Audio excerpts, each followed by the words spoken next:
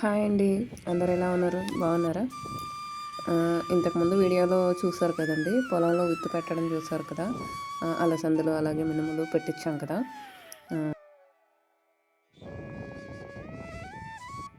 ఇక ఇంతకుముందు 2 సార్లు అయితే కలుపుకైతే వచ్చాం, కానీ నాకు అప్పుడు వీడియో తీయడం కుదరలేదండి. చిన్న క్లిప్ అయితే యాడ్ చేస్తాను, చూడండి. చూసారా ఎంత పెద్దగా అయిపోయారో? ఆల్మోస్ట్ 2 months అయితే అయ్యిందండి అప్పుడే. పైన ఇప్పుడు చూపిస్తున్నదైతే మినుములండి. ఇది అంటే ఉద్దులు అంటాం కదా, అవి అన్నమాట. పక్కన మొక్కజొన్న, అది మాది కాదులేండి. ఇదంతా కూడా మినుములు. ఇది ఎక్కడి దాకా ఈ బోర్ కనిపిస్తుంది కదా, అక్కడ దాకా అనమాట. వీటిలో అయితే ఆల్మోస్ట్ అప్పుడే కాయలు కాసేసాయి. చూసారా, చాలా బాగున్నాయి, కాయలు కాసేసాయి అనమాట. ఫస్ట్ టైం ఈ మినుములు అయితే పెట్టిండేది, కానీ బాగా వచ్చాయి. ఇక కింద అంతా కూడాను అలసంద పెట్టాము. అందులో ఇంకా రాలేదండి, కాయలు అయితే రాలేదు. మేబీ ఇక స్టార్ట్ అవ్వచ్చు, ఇప్పటి నుంచి ఇంకా స్టార్ట్ అవుతాయి.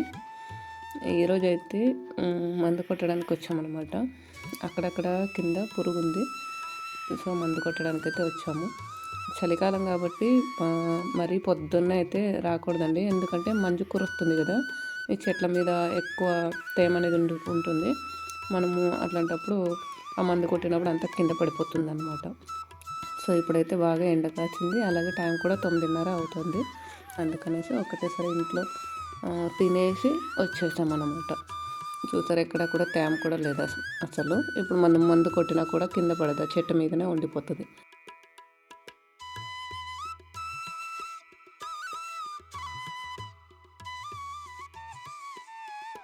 ఈరోజైతే మా అమ్మాయి కూడా వచ్చిందండి, మా చిన్న పాప. తనకి స్కూల్ లేదు, సో అందుకని మాతో పాటే వచ్చిందనమాట. వేరే ఏదైనా పని ఉండి సాయంత్రం దాకా ఉంటే మటుకు రాదు, కానీ మధ్యాహ్నం వరకే కదా ఉండేది. మందు కొట్టుకొని ఇంటికైతే వెళ్ళిపోతాం కాబట్టి తను కూడా నేను వస్తాననేసి వచ్చింది. మన పిల్లలకు కూడా అప్పుడప్పుడు మనం ఇలా మనం చేసే పనులు కానీ వీటిని కానీ ఏదైనా ఒక్కోసారి చెప్తే వినరు, చాలా వరకు చూసే నేర్చుకుంటారు. కాబట్టి వాళ్ళు చేయకపోయినా పర్లేదు, ఇలా చేసే ప్రతి పని కూడా అబ్జర్వ్ చేయాలి అన్నట్టుగా. వాళ్ళకు కూడా బయట ఎలా ఉంటుంది, అసలు పొలం అంటే ఏంటి, ఏం పని చేస్తారు, ఆ చెట్లు ఏంటి, వాటిలో ఏం కాస్తాయి, ఇట్లాంటివి చాలామంది పిల్లలకు అసలు తెలీదు. ఎందుకంటే నేను కూడా అమ్మ వాళ్ళ ఊర్లో ఉన్నప్పుడు నాకు పూర్తిగా అసలు పొలం గురించి ఏమాత్రం తెలీదు. పెళ్ళయ్యాకనే నాకు తెలిసింది, నేను కూడా నేర్చుకున్నాను అనమాట. అందుకనే పిల్లల్ని కూడా అప్పుడప్పుడు తీసుకొస్తూ ఉంటాను. మా పెద్ద అమ్మాయి కూడా వస్తూ ఉంటుంది, తిని కూడా ఎప్పుడైనా స్కూల్ లేనప్పుడు తనని కూడా తీసుకొస్తూ ఉంటాను.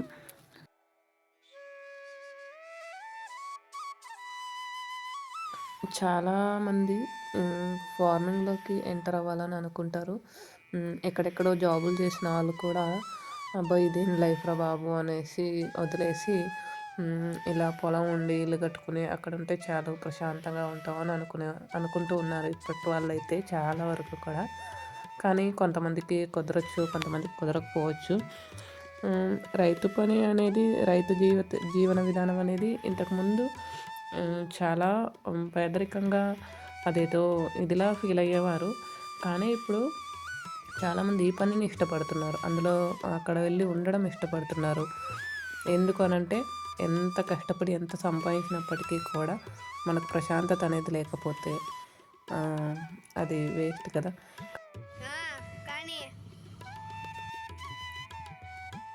కానీ రైతు పని అంటాం, కానీ అది కూడా చాలా కష్టం అండి. అసలు ఎండనక వాననక చాలా కష్టపడాలి. ఏది కూడా కష్టపడింది రాదు. కాకపోతే ఇది మన సొంత పని కాబట్టి ఒకరి కింద పని చేయడం కంటే ఇది బాగుంటుంది, ఈ వాతావరణం నచ్చుతుంది చాలామందికి, అందుకనే అలా అనుకుంటారేమో. బట్ పని అయితే చాలా కష్టంగానే ఉంటుంది.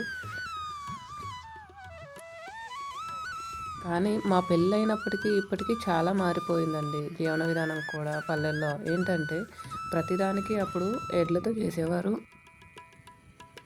బండితో ఎడ్ల బండిలోనే పొలానికి వెళ్ళేవారు, వాటితోనే సేద్యాలు అవి చేయించేవారు. కానీ ఇప్పుడు వాటన్నిటికీ కూడా ట్రాక్టర్స్ వచ్చేసాయి, ప్రతి ఇంటికి కూడా బైక్స్ ఉన్నాయి, ఇక వాటితో పని లేదు అన్నట్టుగా చాలా వరకు టైం అయితే సేవ్ అవుతుందన్నమాట.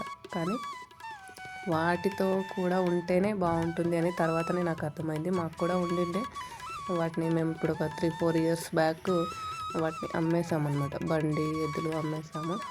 ఎందుకనంటే అప్పుడు మాకు పొలంలో మేము బోర్ వేయించలేదు. జస్ట్ వర్షానికి పంట పండించుకోవడం తప్పితే ఇంకేం లేదు. 1 ఇయర్కి ఒక పంట మాత్రమే అనమాట. అందుకే ఇక అప్పుడు వాటికి సరిగ్గా లాక్డౌన్ అప్పుడు దాని తర్వాత వర్షాలు లేక అప్పుడు వాటి మేతకు చాలా ఇబ్బంది అయ్యేది. చాలా కష్టంగా ఉండింది. ఇక ఎందుకులే అనేసి మేము చూద్దాం, ఇంకా పెద్దగా పని కూడా ఉండదు కదా అనేసి వాటిని అమ్మేసాము. దాని తర్వాత మేమైతే ఇలా బోర్ వేయించాక నీళ్ళు వచ్చాయి. ఇప్పుడు అనిపిస్తుంది అనమాట, ఉండింటే బాగుండు కదా అనేసి. కానీ ఇప్పుడు కొనుక్కోవాలంటే చాలా డబ్బులు ఖర్చు అవుతాయి. మేము ఇచ్చినప్పటికీ ఇప్పటికీ చాలా రేట్లు కూడా పెరిగిపోయాయి.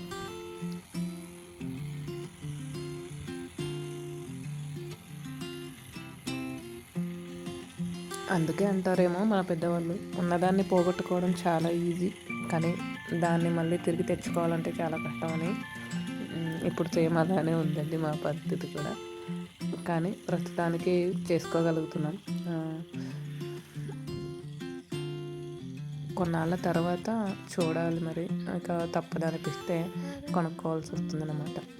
ఇక్కడైతే చూస్తారా మా చిన్నమ్మాయి షేర్లోకి వచ్చి మా పని మేము చేసుకుంటూ ఉంటే ఆ పిల్ల ఇదేదో ఇక్కడ ప్లాంట్ అంట, కాదు బావి తవ్వింది, చిన్నగా డెకరేషన్ చేసుకుంటుంది. తన పని ఏదో తను చేసుకుంటుంది. ఓకేనండి, ఇక ఈ వీడియో మీకు నచ్చితే కనుక చిన్న లైక్ ఇవ్వండి. Thank you for watching. Please నా ఛానల్ ఎవరైనా చూస్తే కనుక సబ్స్క్రైబ్ చేసుకోండి. Thank you so much.